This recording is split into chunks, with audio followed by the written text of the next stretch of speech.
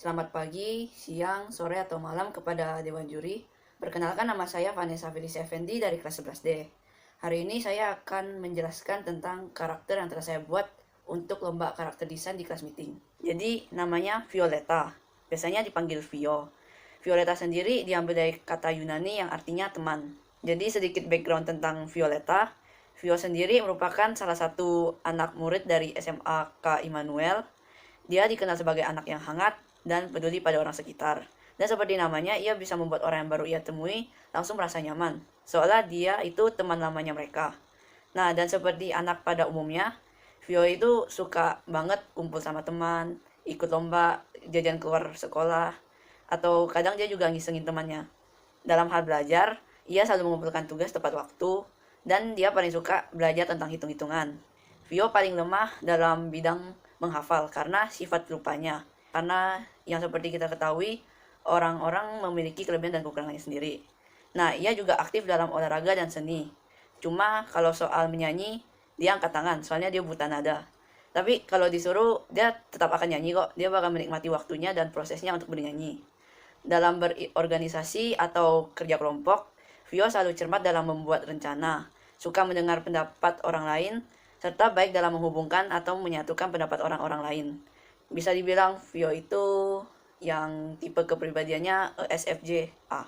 Untuk desainnya sendiri, sebagai orang Indonesia, Violeta memiliki rambut dan mata berwarna hitam. Dan alasan kenapa saya menggambar dia menggunakan baju seragam khas Immanuel, itu karena selain faktanya bahwa itu adalah seragam favoritnya, juga untuk merepresentasikan sekolah Immanuel melalui seragam khasnya, agar orang-orang tahu kalau Violeta itu anak murid SMA K Immanuel yang menggunakan seragam Immanuel dengan rapi dan sopan. Di sini saya akan membahas 3 poin penting dari desain yang saya buat. Yang pertama terdapat pada jam tangan merahnya, yang merepresentasikan waktu. Sebagai penunjuk waktu, melalui jam ini saya ingin menunjukkan kalimat waktu itu berharga. Kalimat itu yang selalu membuat Vio melakukan segala sesuatu tepat pada waktunya. Karena waktu selalu bergerak dan tidak akan pernah terulang lagi untuk kedua kalinya. Jadi tiap kali ia mendapatkan sebuah kesempatan emas untuk mengerjakan tugas atau misalnya ikut lomba, dia akan selalu siap untuk mengambil kesempatan itu sebelum ia menyesalinya nanti.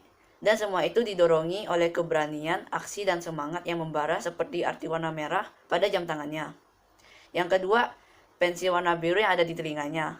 Sebagai representasi rencana.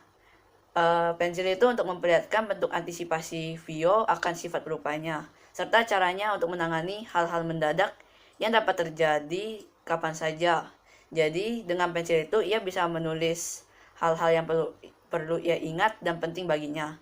Pensil itu merupakan rencana dari Vio dalam menghadapi segala yang dapat terjadi sesuai dugaan maupun di luar dugaannya. Dan warna biru yang berarti keseriusan, kepercayaan, dan keyakinan Vio bahwa segala sesuatu harus ia persiapkan atau rencanakan dengan baik agar tidak kesusahan nantinya. Yang terakhir yaitu rambut Vio yang digambar dikepang diikat agar tidak menutupi telinganya, yang sebagai representasi open-minded atau terbuka. Melalui telinga yang tidak tertutupi oleh rambutnya, saya ingin memberikan impression bahwa Vio tidak akan menutup telinganya dan akan selalu siap untuk mendengar saran dan kritik maupun aspirasi dan pendapat dari orang lain untuknya. Dan karet putih memberikan kesan santun, polos, dan integritas tinggi. Dan seperti tema kelas meeting kita pada tahun ini yaitu level up, enjoy the process. Melalui 3 poin penting tadi yaitu waktu, rencana, open-minded, atau terbuka, saya ingin menyampaikan bahwa waktu akan selalu bergerak tanpa berhenti. Dan mau tidak mau kita harus level up atau lebih tepatnya naik level dalam maksud mengembangkan diri untuk menyesuaikan diri di lingkungan kita. Karena itu kita perlu rencana yang nantinya dapat membantu kita.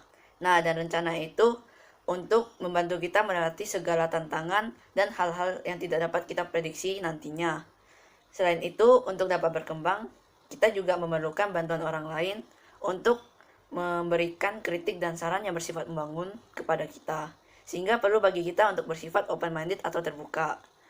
Nah, jika memang kritik yang diberikan bersifat menjatuhkan, lebih baik diabaikan saja atau jangan memikirkannya. karena hal itu hanya akan menjadi penghambat kita untuk terus maju. Dan terakhir, nikmati prosesnya. Seperti Vio yang menikmati waktu dan proses dalam mengerjakan tugas-tugas yang susah, dan saat ia bernyanyi meskipun ia tidak bisa bernyanyi. Karena yakinlah bahwa apa yang telah kita persiapkan atau lakukan dengan sebaik mungkin akan selalu menghasilkan hasil yang memuaskan juga. Sekian dari presentasi saya. Mohon maaf jika ada kekurangan atau kesalahan dalam presentasi saya atau dalam desain saya. Sekian, terima kasih.